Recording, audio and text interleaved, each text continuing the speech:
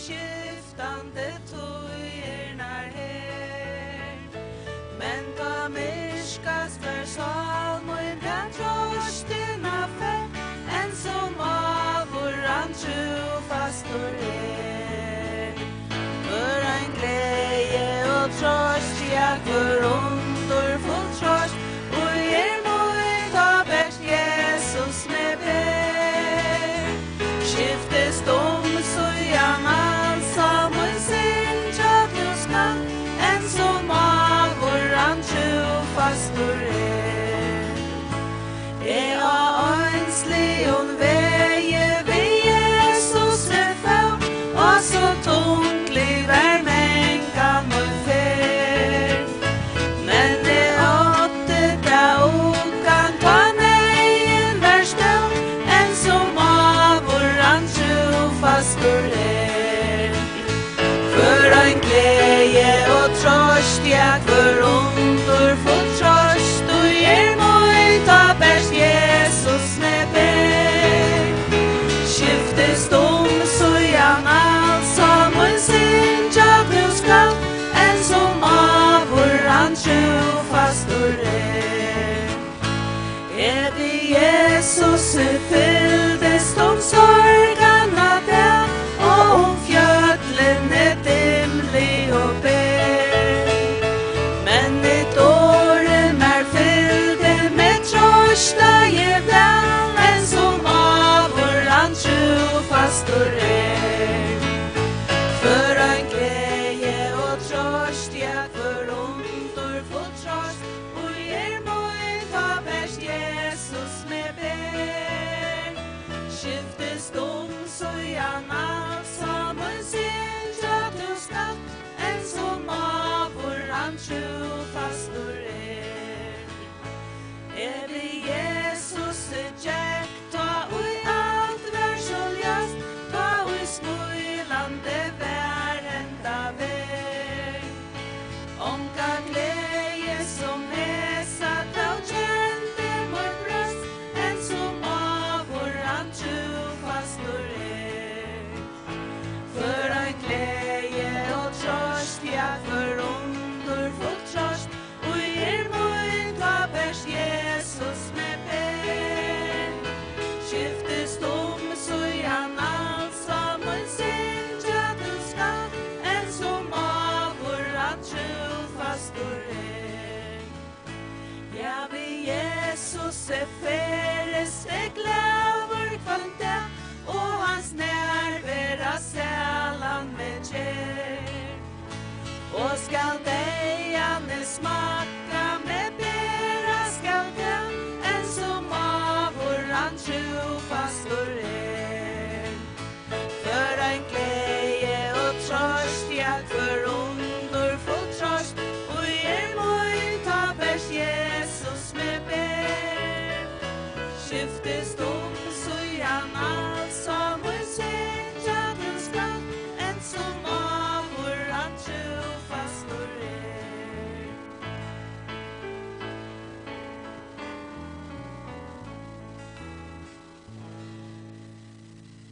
1224 stund efter att lända här.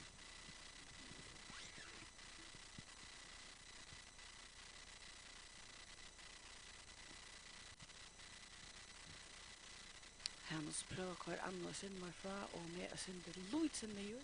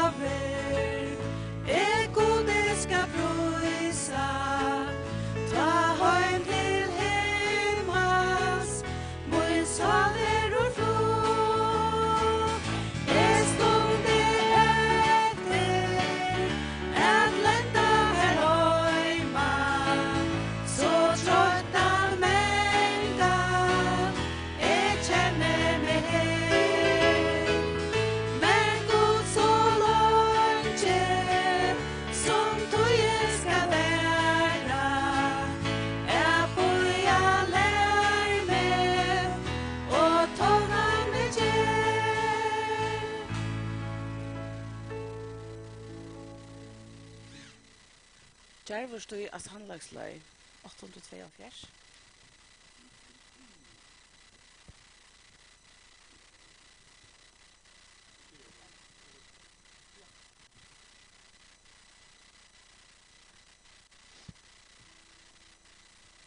Tar vi det som kända så han är Jakob ska se också.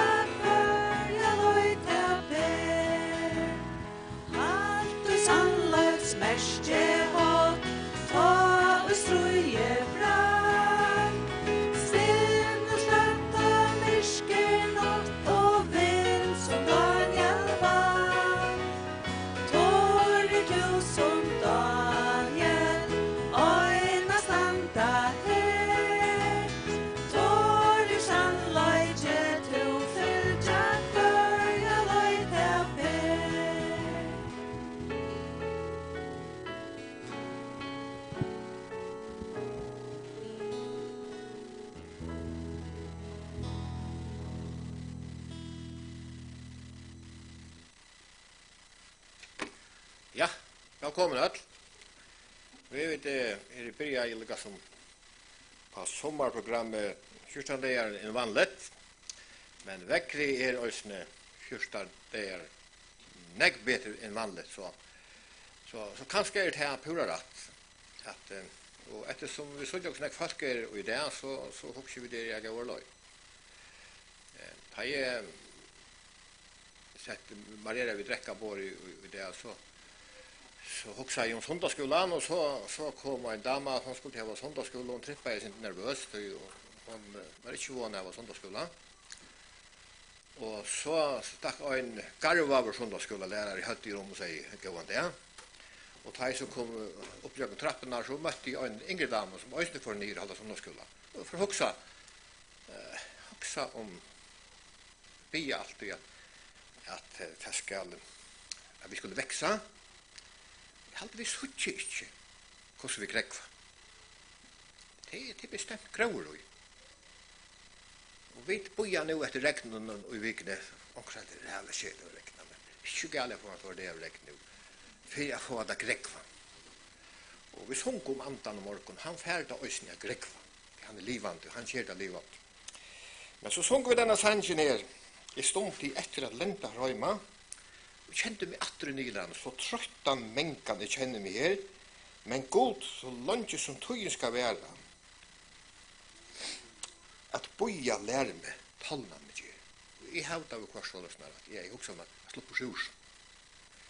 Og som jeg sett i morgen og hoksa om Sandskin, så var det en kjente skipar til okken.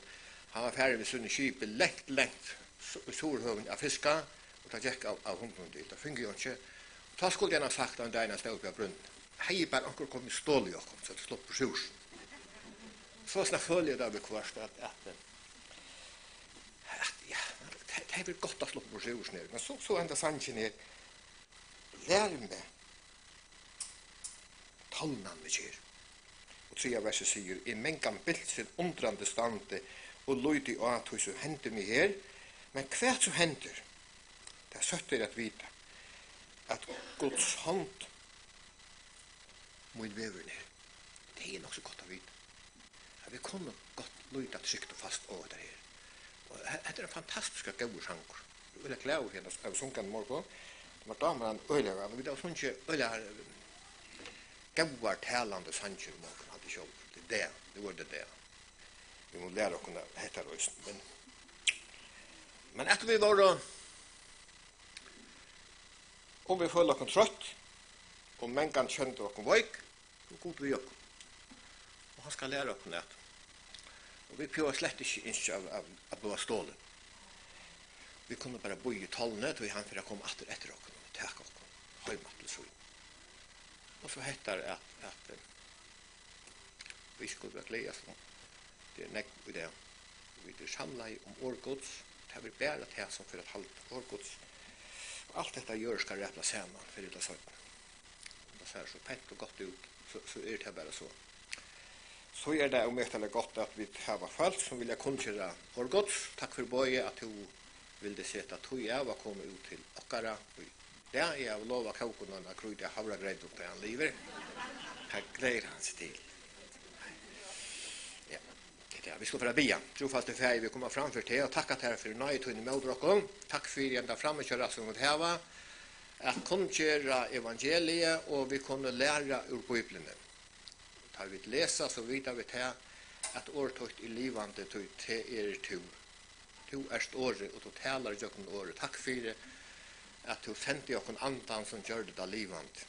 Åttan andan var alt ett og bøkstaver. Tog kunne vi ikke annet prøysat her, for det nøye tøyne med dere, at du såste nøye til mannattene, og takk for at hese samkommet så vidt er i. Og de folkene som her ble genga, vi bia for okken ødlerne, skulle tjå okken og sykne okken og være okken, og bia det for i årene til å la på av hjertet, bia for hånden og ødel hans her at du skal sykne noe særlig en hatt. Og som da ble bia i morgen har ikke okken åpen hjert, åpen sinn, så vi lusta hva du hever å tale til okken her. Sykne okken. Så la oss snart takke deg for sjansene som det var sunnkje, og som vi færre sunnkje. Sykne okken så ta bia av dem i Jesu navn. Amen.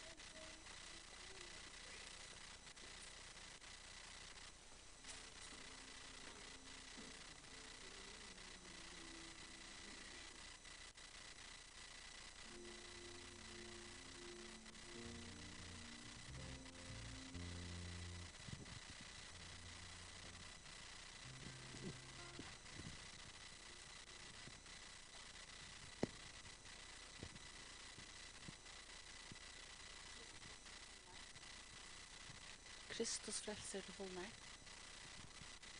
1095.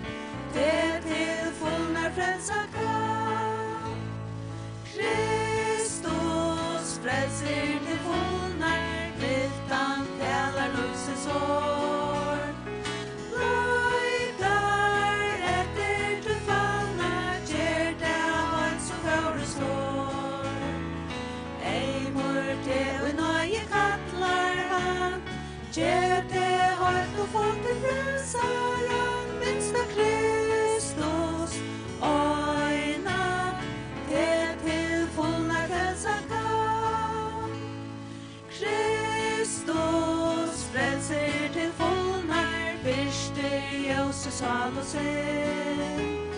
Løyve byrjar en utjun her som Jesus kjemur inn. Alt det søkte og i honom fann, alt du vinner vi at velja han, nesta Kristus, øyna, til fullnar frelsa kan. Og Kristus svære til heimshistorien.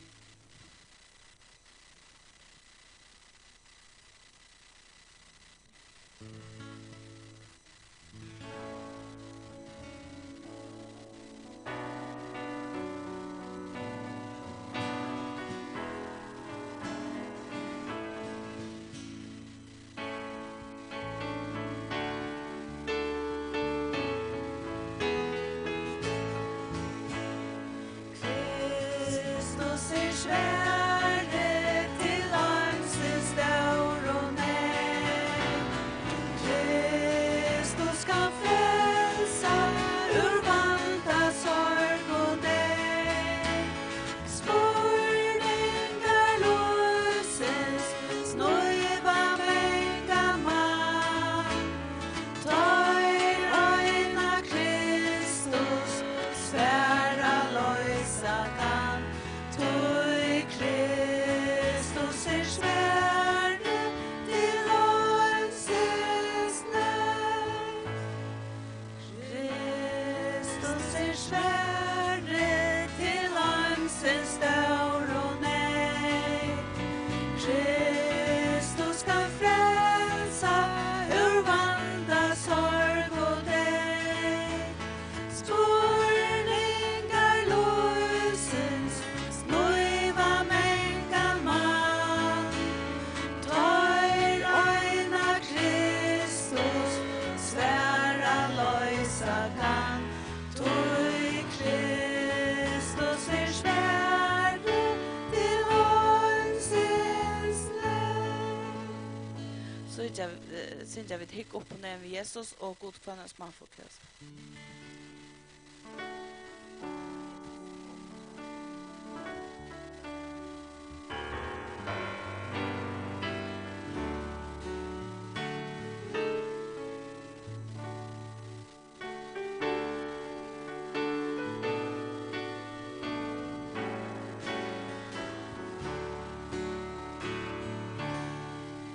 Hik opp og ned ved Jesus, nu han fer fram vid. Og jeg veit at han vil stekka og djeva ter fri. Han nær og Jesu løto og fedler tuntar. Hik opp og ned ved Jesus, nu han fer fram vid. Hik opp og ned ved Jesus, nu han fer fram vid. Og jeg veit at han vil stekka og djeva ter fri. Han nær og Jesu løto og fedler tuntar. Hik opp og ned ved Jesus, nu han fer fram vid. Og god kvannes mannfolk. Så kjenn på det.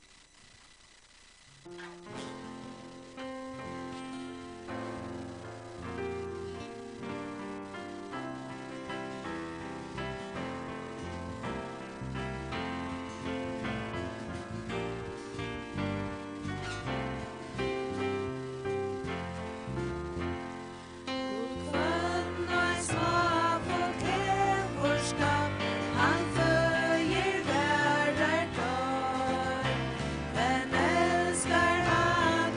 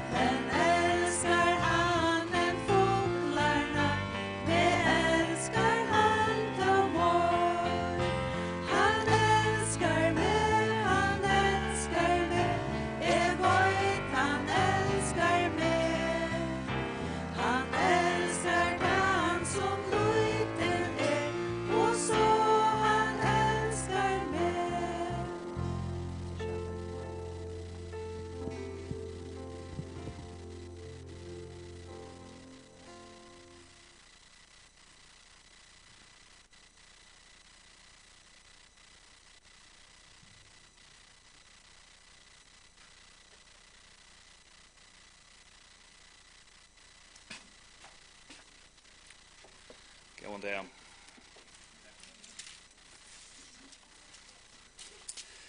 Jeg atla jeg færa at lesa ur 5. Mosebok, kapittel 15. 5. Mosebok, kapittel 15.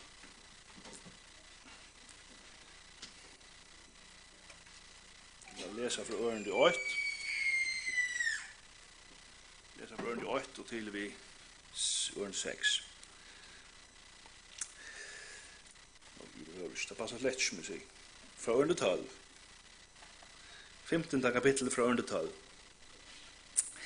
Ta onkra falsketøy noen hebraisk maur eller hebraisk kvinna vir selv her, skal hun tjena tjatt her i 6 år, men kjent år skal du gjøre henne fruja. Så han kan færa hver han vil. Ta du gjør han frujan, skal du ikke lete han færa tøvmentan fra der, nøy, du skal lete han få rykliga vis her av småfeirtøynun, av tresjeplossetøynun og ur vinpersetøynun. Av tøy, og Herren god tøyn hever signa tevi skal du gjøre hon. Du skal minnast at du hever sjolver vært træver i Egyptalandet og at Herren god tøyn fruja i te ut. Tøy gjør jeg ter hetta bo. Men, sier han vid te, jeg har ikke ho affæra fra ter, tøy han hever det godt tjatt her og gaur vid tes. Gaur vid te og tøyne. Så skal du teka soil og stinka han jøkken øyra hansara inn i dittnar. Så skal han vera træler tøyn vi alla. Av samme hatt skal du gjøre vi trælkvinn og tøyna. Han skal sin undal å lese opp. 5. Mosebok. Jeg kanskje som 8 nøsner, så kanskje synder inn jeg ofte han held igjen. Nek som hever vi launa og tabernakle og gansmenn til Gjøran, det er alltid fascinerer meg. Og jeg minns da når Ulle Grømma sier det at det er godt at hedgen i tabernakle, men minst bare til å finne ut av det. Man kan bli nok så opptidsen av det. Det som vi leser her, det er det stender øyne i Mosebok kapittel 21 fra 1-6, og det er det første kapittel 18 av loven i Giv. Så det er ikke tøytningar lest. Og det som hender her, det er hvis du er som jøte, hever en jødisk material, så skal du lesgjøve han kjendar. Det er det som heter legger opp til. Men så, som vers 16 sier, hvis trealeren sier, jeg har ikke hova færa fra til, så han hever det godt kjatt her, og gaur vidt det, så kan han gjøres trealer harrasvunds og i alla lust og i hans herra. Og hatt det her året som er brukt at så skal Herren teka og stinka en søyle jøkken og øyre hans herra. Hatt det her året som vi tås her, tar hans for stundjen og jøkken og øyre, tar kommer 2-4 ærastans i skriften bortsett fra i hespan hending, eller i hespa hendingsen her, og den hendingsen i Mosebok, som er den samme, så kommer det 4 i Salma 4. Jeg har lest her som det kommer 4. Det er Salma 4. Og ørne 6. Og bare for samme skyld, så har jeg lest fra vers 6.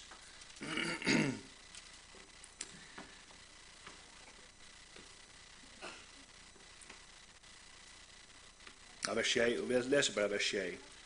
Her stender, slateroffer og matoffer lykket her ikke, to gass med åpen øyre, brenneoffer og syndoffer krever det ikke. At her året, han tåser om åpen øyre, så er det ikke lusta vi. Det er åpen øyre som er stundjen jøkken. Det er det som man mener vi her. Det er det samme året som er brukt her i søyland ved stundjen og jøkken og øyre, at vi som vil være trealer lustig. Så åpen øyre her er det år. Det er ikke at lusta vi, men at være stundjen og jøkken. Og hatta verset her vi citera og i Hebreerbrevet kapittel 2. Og i Hebreerbrevet kapittel 2 vi hatta verset i Salmon citera, men til citera om så man sier skrift. Det er det ikke, men det er bare en annan tøytning lagt ut. Det er Hebreerbrevet 2 og 5. Her stender, tøy sier han, ta han kjemur i heimen, slateroffer og matoffer vil du ikke hava, men likam gjør du meg til. men likam gjør det du mer til. Til det samme, det her står han om at likam, her som i kapittel 4 i Salmen, står han om at åp i øyre. Og hva er så tøtningen av oss nere? Jo, det som hender i Salmen 4, det om Herren Jesus Kristus. Det han som hever åpen øyre. Og her, og i Hebreerbrevet kapittel 20, det det øysene Jesus som vil omtale av. Tog at slateroffer og matoffer vil du ikke hava, men likam gjør det du mer til. Vita, skriften pura krøy, at ånden, det stender også i versen framan undan her, at det jo omøvlet at blå, tarva og bukka kan taka bort til synder. Hebreerbrevet 25, 24. Så han sier her at det må og annet til. Det må møyra til en blå av bukkun og tarvun. Og to gjør det mer et likam til. Det som heter mersker til at Jesus Kristus kom i heimen til at være syndoffer, det som Johannes tåsar om i da han sier Jesus og sier han hikk lamgods. Så han kom i heimen til at være offre. Men hvor ville Jesus være offre? Hvor ville han gjøre sitt liv for okken ødel? Jo, tog at han hei en herre som han var våren gaur vi. Jesus visste til at han tante fære så innom. Det færen sier, og i 1. Mosebok kapittel 3, at øyn skal komme, som skal såra velde, eller vald djevelsens. Og til Jesus, så lyfte om han var langt givet av, men Jesus, han fer inn i heimen, og han vil gjerast hetta offerlampe. Og vi vet at det ikke var noe løttløy. Så Jesus sier sjølver, at han bier Getsemane, om det mulig å slippe undan. Så det var ikke noe som var lagt. Men han kjente færsen. Og han sier, jeg vet ikke hvor ofte det nevnt i evangeliet, men ofte ikke kommet til å gjøre vilja min, men vilja hans som sendte meg. Og han med til min å gjøre vilja hans som sendte meg, og så videre. Så ikke vilja min, men vilja hans. Det er at Jesus heier et blindt anlitt av sin herre, som var god ferie. Lika som trealen gangsmente, som tante til herre søgnom, og han, at han 6 år, så kunne han leist gjevast, kjent år. Hvor vil være fru? Det er lød, han ikke vil være trealere, men trealeren sier, gaur vi herre. Og hvor blir en trealer gaur vi herre søgn? Jo, til han hever det godt. Og Jesus, han var gaur vi færsen. Han elskar i færsen. Og tog vilde han gjerast trealer hans. Frelsan fyri okkun öll, og øyne hvor kan bli frelste vid trygg. Men det som hin søyan av det at Jesus Kristus vilde fram om alt anna vera fære sin løy. Sin herra løy. Tog han elskar i fære sin. Og hendan her mynden av trealen som vilde fære iver til Dorakarmen og bliva stundjen i jøkken sitt høyre øyra til at gjerast ogn herrasuns. Frivillig ogn herrasuns.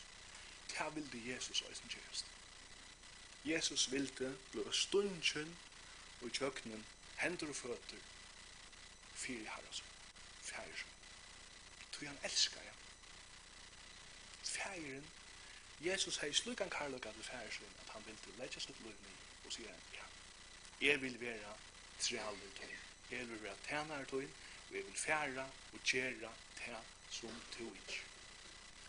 Færen yngste at han skulle leggja sitt liv ned for okk. Han tann firemynden iver alla firemynden. Hvis du huksar om essensialen i gammelsmente, han ble stundjen i jøkken øyra. Jesus gav alt sitt likam. Han gav alt sitt likam. Hebreerbrev, ja? Hebreerbrev tog ikke tås om det, at likam gjør det meg til. Ikke bært mot øyra. Jeg vil ikke bæra veta, jeg vil vera, letja alt mitt lov i tøyne hånd. Sier Guds sonren vi god færen. Og sjálver haldi er at han pastren at frelsan dreier seg ikke bare om okkon, men til en tilbyan av gode færen, gode sinnen, gode hariandan, veldig ofte ikke snakk omtale. Til god færen, jeg har sagt ofte her, ikke her, men her i det, at god færen, han ærer sonen vi at sia vi han, kanst du færa, og gjøre hans oppgaven. Og god sonren ærer færen vi at taka mot oppgaven og sier, ja, jeg vil færa. Og god høyle anden, han ærer hina, god sonen og god færen vi at være at han som innsiklar og helder taimon tryggvande inntil de kommer høy. Så til god dømren ver tilbyen av de imenske personene og i goddommen og i fredsvattene gods. Og til øyla største så det ikke mer her, ikke mer, men navnet tøyne. Det dreier seg ikke om okkur, det dreier seg alltid om han. Og ta vi får fætre tøy, ja, men så vera vi akkurat som tantræleren, at vi vil letja løyve okkara nir. Og vi vil være, om så man sier, stundjen i jøkken øyre, og vilja lete okkara løyve fyr i han. Så hittir jeg husker jeg leser bare nok favers samband vi der, det imstastans fra, det første som jeg husker om, det et sånn kjent vers, så husker jeg det som Paulus sier i Galaterbrevet kapitel 2, han sier, ord 20, krossfest vi Kristus, og nå det ikke langer som liv. Når Kristus lever i meg, og livet som nå liv i holden, liv i og i trunn av sånn Gud som elsker meg og gav seg sjån for. Alt det sier Paulus, at liv mot krossfest, stundjen, så jeg nøyre. Jeg har givet mot liv, herre. Kvui jeg har sett, det som Paulus, kvui vil Paulus sleppa ödlun og færa her som Gud sender han, kvui han ser Gud ståra. Og kvui vil han gjøre det. Altså, ærast han sier Paulus, hvis vi ikke lykker å finne det, det stender i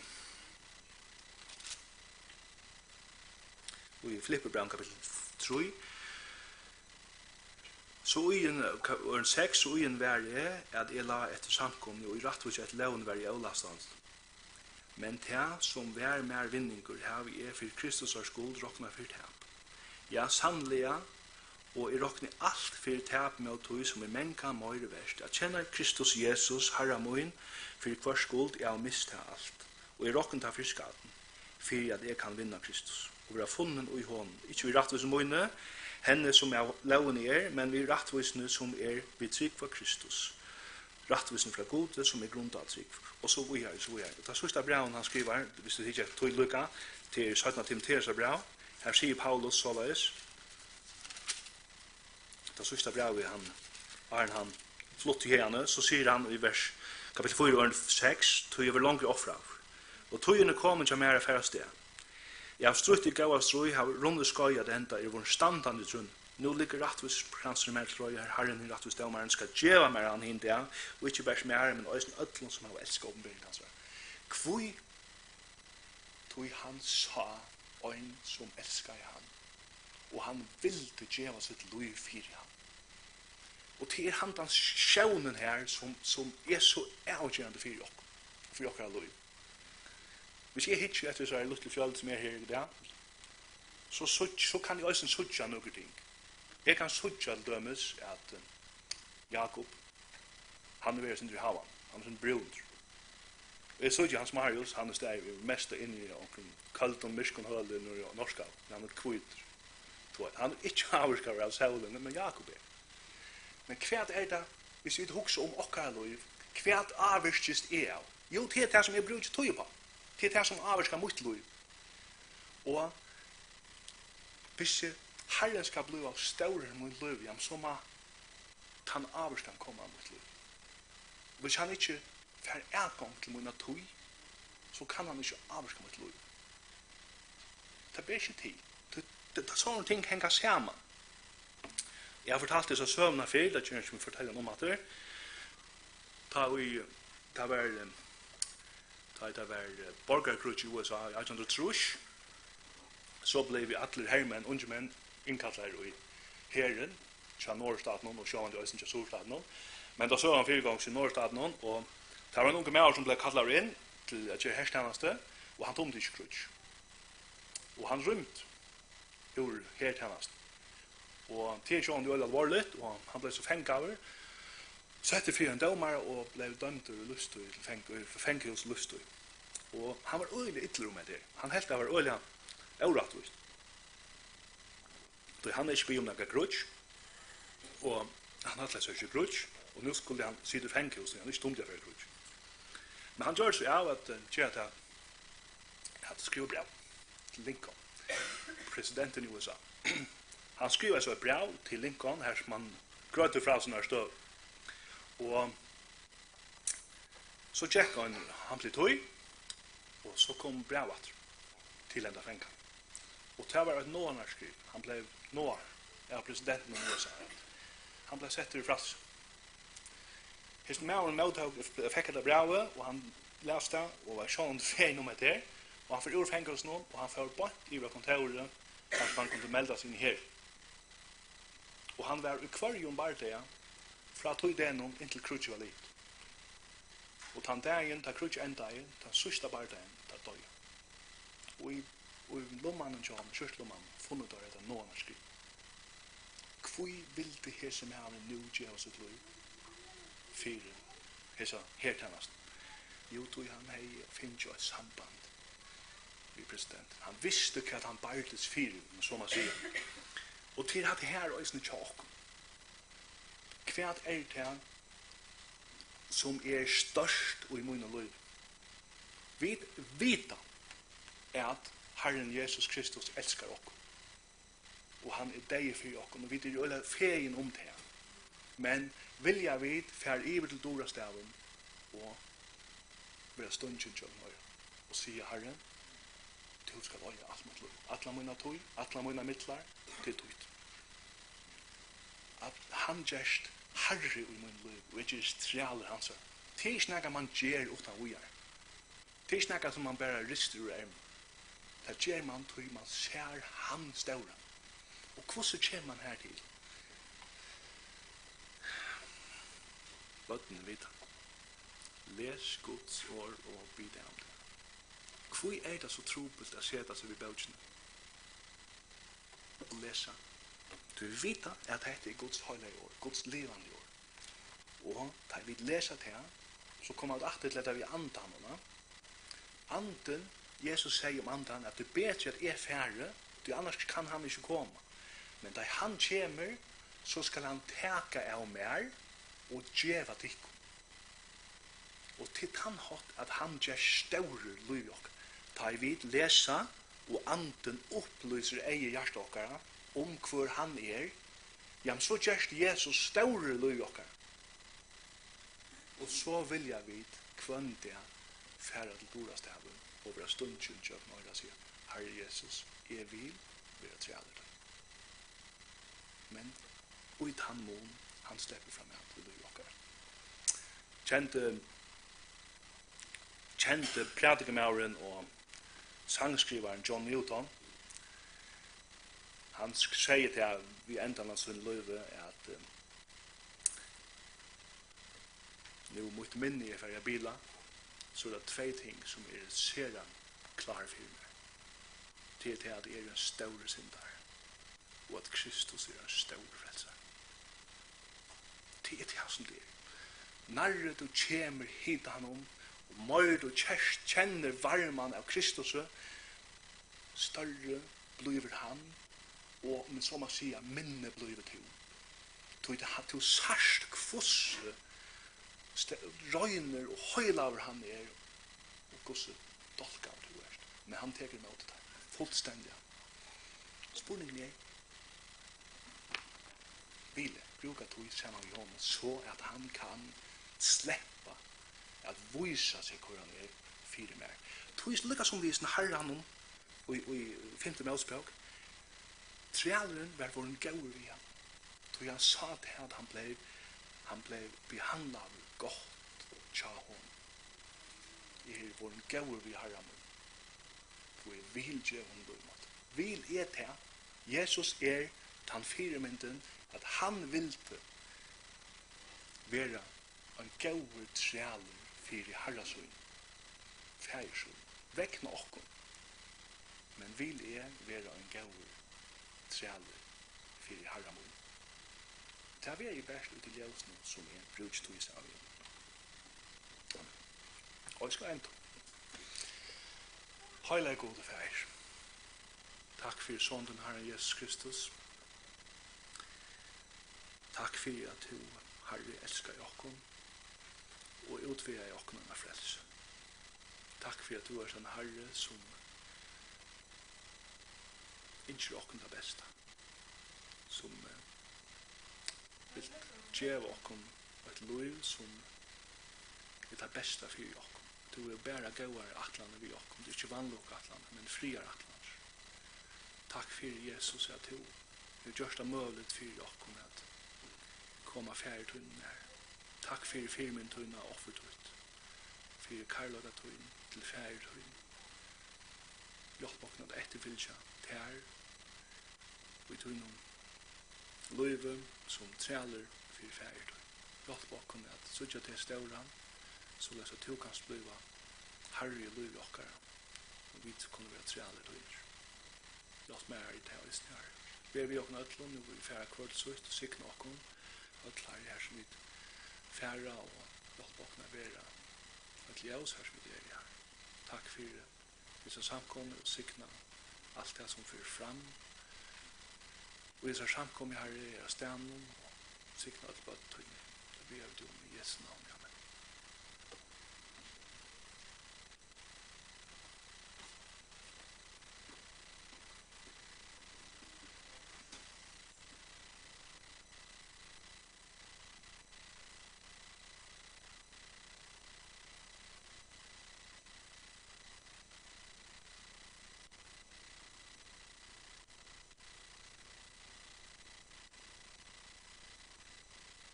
Ett sms fra Sareptaren. 15 familjeleva byrjar i jar og så start best og en familjeleva etter og en batna og ungdomslevna byrjar. Til familjeleva 6 som fra 16. til 22. juni manglar en starfsfølg til køk, grovkøk, mæktarhøll og noktarvakt. Minst øysene batnalevnar som standa for framman enn tørver av starfsfølg til fløyri av batnalevnan, særlig av løyaron og følg til køkken. Takk at det blir for versen som repta.